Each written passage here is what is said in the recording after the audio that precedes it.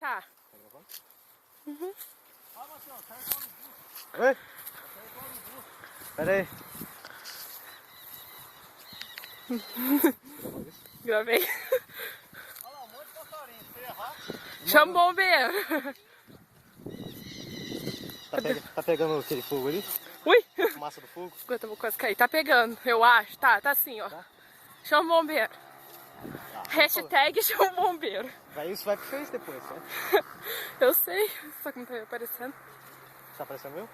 Com certeza, olha aqui, dá um sorriso. Eu acho que tá aparecendo você. Apareceu. Vira pra mim de novo. Bum! Campanha do armamento, eu apoio, hein? É chumbinho, tá, Chumbinho. galera? Pera aí, chumbinho. Vai falar que eu tô Relax. Não queremos ser presos. Não. Muito menos eu que tô aparecendo, né? Com certeza. É chumbinho, galera. Fica calmo. Meu primo é inofensivo. Não faz mal a ninguém. A não ser que eu quase atirei nele com a arma de chumbinho, mas... Nós vamos entrar numa mata agora.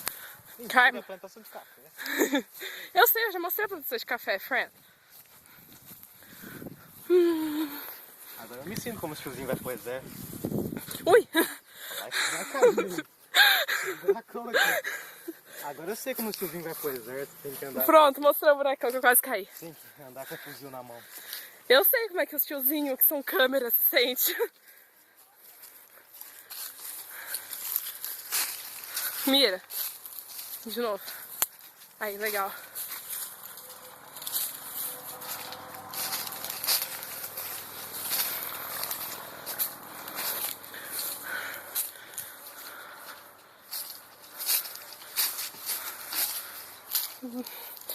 Vamos.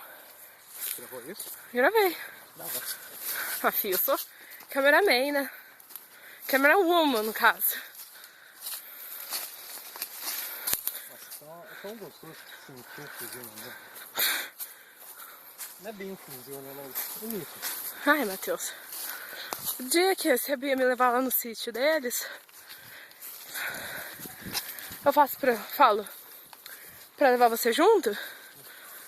Ai, não é brinca com o Winchester do pai dela. O quê? Que é o Winchester. E com o revólver do primo dela. Revólver mesmo? Aham. Sério? Não. Revólver vai ter um ponto de galinha. Você vai amar as poses que eu tô pegando tudo. Tá da hora.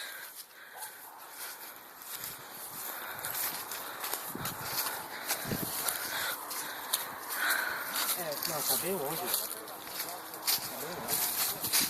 Eu saí lá pela estrada ali, ó.